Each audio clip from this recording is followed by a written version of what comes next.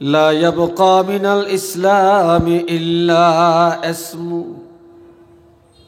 ইসলামের কিছুই বাকি থাকবে না, থাকবে শুধু নাম, নামটা থাকবে।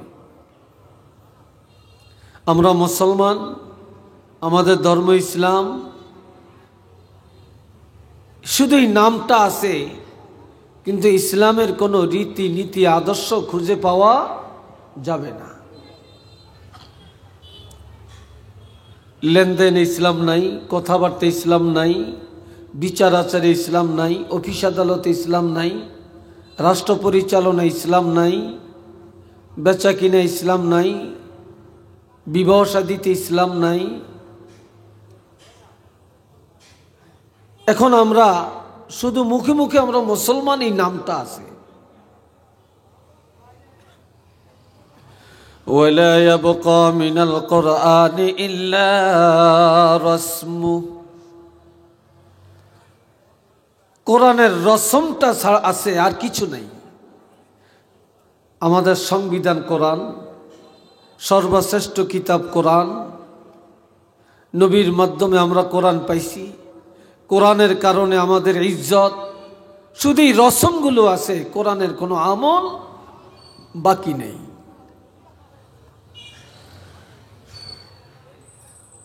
তালাশ করলে আমল নাই। মাসাজিদুহুম আমিরাতুন ওয়া হিয়া খারাবুম মিনাল হুদা, আপনারা দেখেছেন, এই মুরব্বীরা দেখছেন, আজ থেকে 10 বছর আগে এত হাইফাই মসজিদ ছিল? কি বলেন ছিল? 20 বছর আগে তো মোটেই ছিল না। সোনের মসজিদ, টিনের মসজিদ, আকরবাতি জ্বালাইতো আর মোমবাতি জ্বালাইতো, আলো ছিল না, কারেন্ট ছিল না। আর এখন আমার রসুল বলেন, মসজিদগুলি হবে অট্টালিকা, রাজপ্রাসাদের মতো। এক একটা মসজিদ কি টাইস টুইস, ঝাড়বাতি, মৌজাক, মিনারা, হাইফাই মাইক, ডিজিটাল মাইক, তারপরে কত রং বেরং, আর মসজিদ কত প্রশস্ত। ওয়াহিয়া খারাবুম মিনাল হুদা, তবে হেদায়েত শূন্য। মসজিদগুলি হবে রাজপ্রাসাদের মতো, কিন্তু আমল থাকবে না। সোনের মসজিদ আর টিনের মসজিদ যখন ছিল, তখন আমল যত পাকা ছিল, আর এখন মসজিদ যত পাকা হইছে, আমল তত পাকা নাই। আর ওই সময় মসজিদ কমিটি ছিল খুব দিনদার, আর এখন মসজিদ কমিটি হচ্ছে সব টাকাওয়ালা, দিনদারির খবর নাই। কি কথা ঠিক কিনা? দিনদারির খবর নাই, কিন্তু টাকা আছে।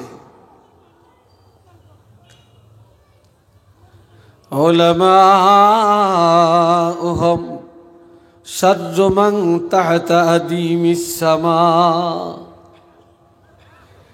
আসমানের নিচে একদল ওলামায়ে কেরাম হবে সবচাইতে নিকৃষ্ট, সবচেয়ে খারাপ। আলেম দুই প্রকার, এক প্রকার আলেম, এরা হক্কানি আলেম, আল্লাহর পছন্দের আলেম, তারা সবার আগে জান্নাতে যাবে। আরেকজন আলেম আছে এত নিকৃষ্ট, তারা সবার আগে জাহান্নামে যাবে। নাউজুবিল্লাহ, একটু জোরে বলেন না। দুনিয়াতে আলেমরাই সবচেয়ে ভালো, আলেমরাই সবচাইতে খারাপ। কিয়ামতের ময়দানে আলেমরা সবার আগে জান্নাতে যাবে, আবার কিয়ামতের ময়দানে একদল আলেম সবার আগে জাহান্নামেও যাবে। নাউজুবিল্লাহ, জোরে বলেন। কেন? মিন ইনদিহিম তাখরুজুল ফিতনা, তাদের থেকে ফিতনা বের হবে। কি বের হবে? তাদের থেকে ফিতনা বের হবে। কোরআন হাদিসের কথাকেও তারা অস্বীকার করবে, রাসূলের শানের বিরুদ্ধে ফতুয়াবাজি করবে, মুনাজাতের বিরুদ্ধে ফতুয়া দিবে, নামাজের বিরুদ্ধে ফতুয়া দিবে, নবীর শানের বিরুদ্ধে ফতুয়া দিবে, মিলাদের বিরুদ্ধে ফতুয়া দিবে, কিয়ামের বিরুদ্ধে ফতুয়া দিবে। মিলাদুন নবী জায়েজ না এটার ফতুয়া দিবে। এ ভাইরা রে আমার, জিয়াফত জায়েজ নাই, কুলখানি জায়েজ নাই, এইসব ফতুয়াবাজি করবে। অজুবাদে কোরআন ধরা যাবে, নতুন ফতুয়া আবিষ্কার করবে। নবীকে এমন ভাষা দিয়া ব্যবহার করবে, নবীকে রাখাল বলতে ভুল করে না। একটু চিল্লে বলেন না নাউযুবিল্লাহ। এগুলো কি সাধারণ মানুষের থেকে বের হইছে না আলেমদের থেকে? বলেন, আলেমদের থেকে।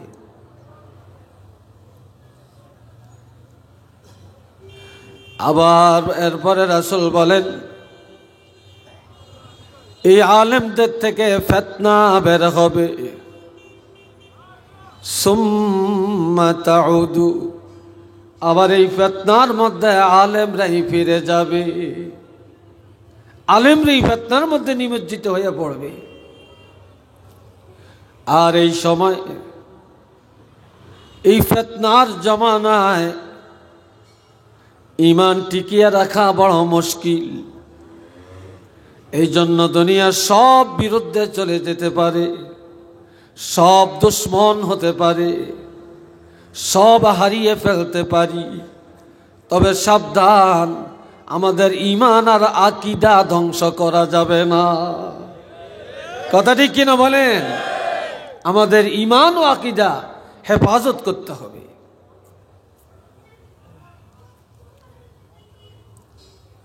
হযরত জিবরাইল আলাইহিস সালাম নবীজির কাছে একদিন আসছেন। এই হাদিসটাকে হাদিসে জিবরাইলও বলা হয়। আচ্ছা বলেন তো, নবীর সম্মান আল্লাহর কাছে সবচেয়ে কম না বেশি? তা আল্লাহ যদি নবীকে সম্মান করে, তাহলে আমরা নবীকে সম্মান করলে আমরা বেদাতি হব কেন? আমরা খারাপ হব কেন?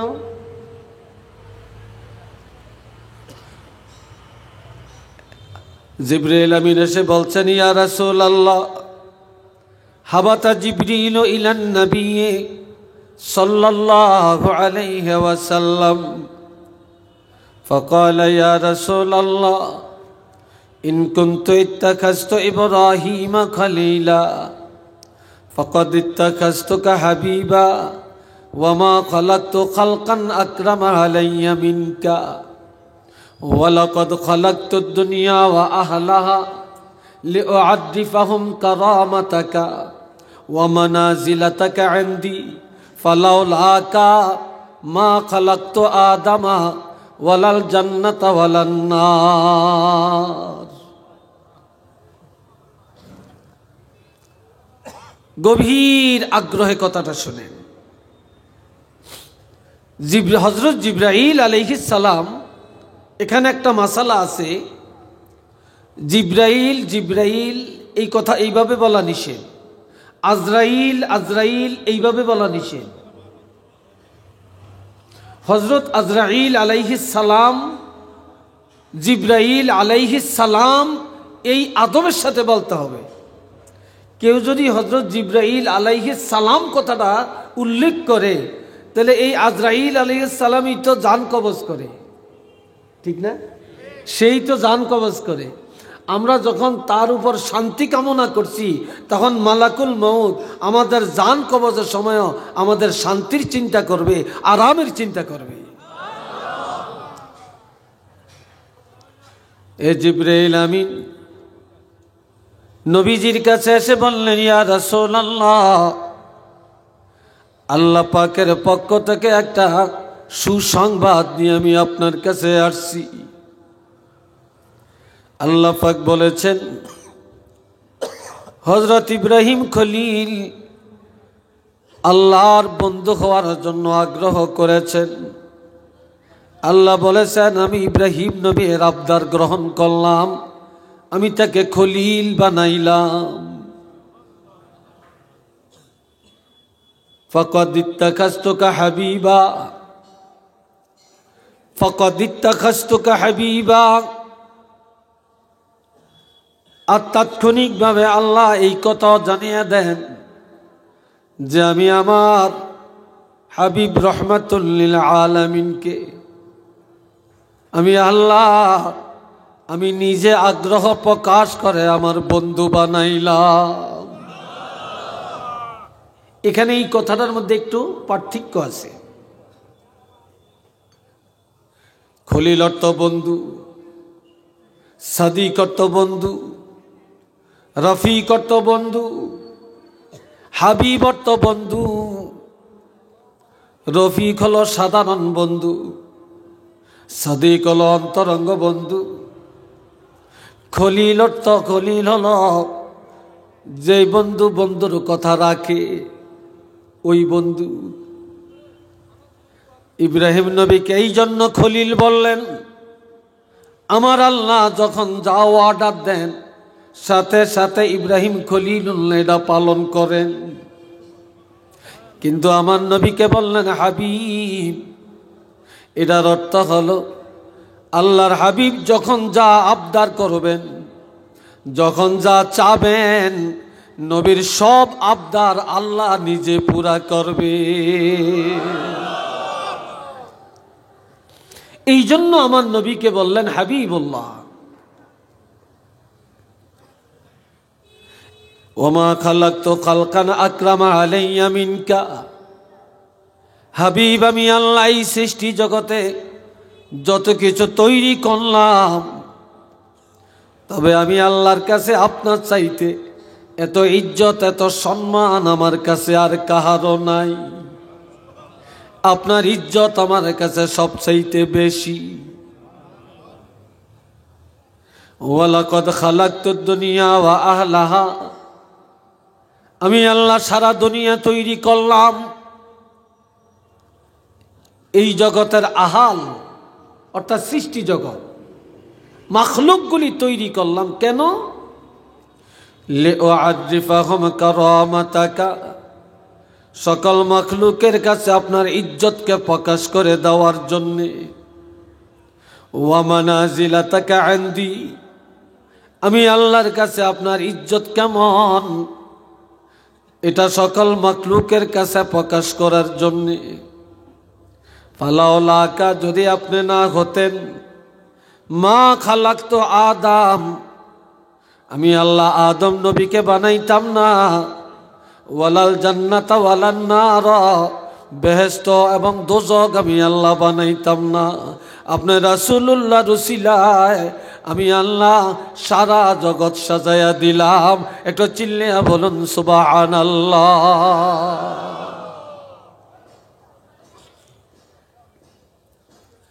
যার শানে, যার মানে, যার নামে জগৎ, আল্লাহর সৃষ্টি জগৎ, সেই নবীর শান মান, সেই নবীর ইজ্জতের কাছে আর কোনো কারো ইজ্জত আছে?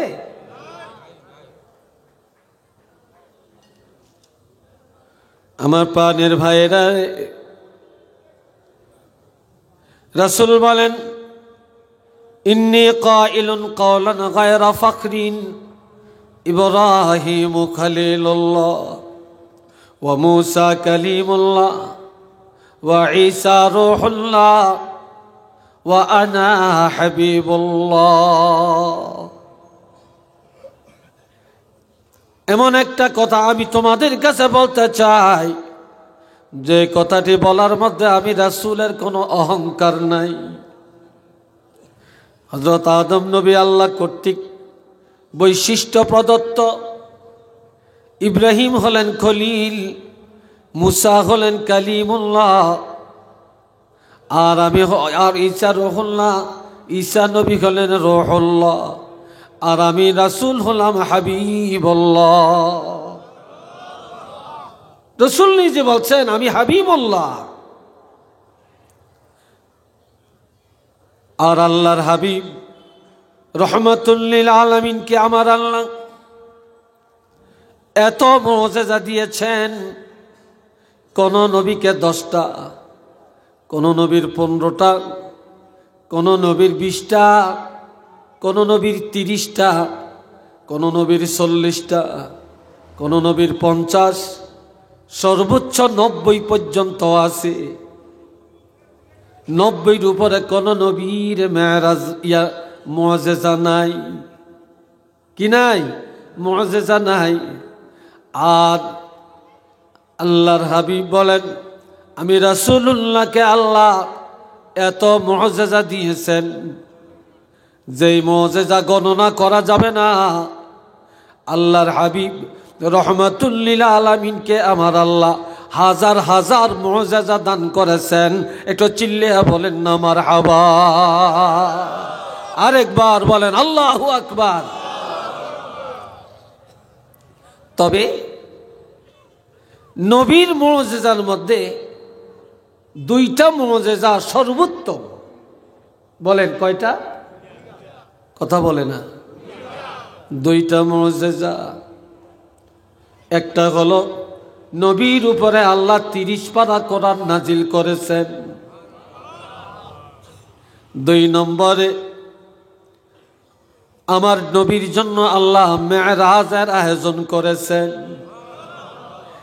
এই কোরআন নাজিল হওয়া আর নবীর মেরাজ হওয়া, নবীর মুআজিজার মধ্যে এই 2টা সর্বোত্তম মুআজিজা। একটু চিল্লিয়ে বলেন আলহামদুলিল্লাহ। এই ছাড়া নবীর কথা একটা মুআজিজা, নবীর নজর মোবারক মুআজিজা, ঘাম মোবারক মুআজিজা, পেশাব মোবারক মুআজিজা, পায়খানা মোবারক মুআজিজা।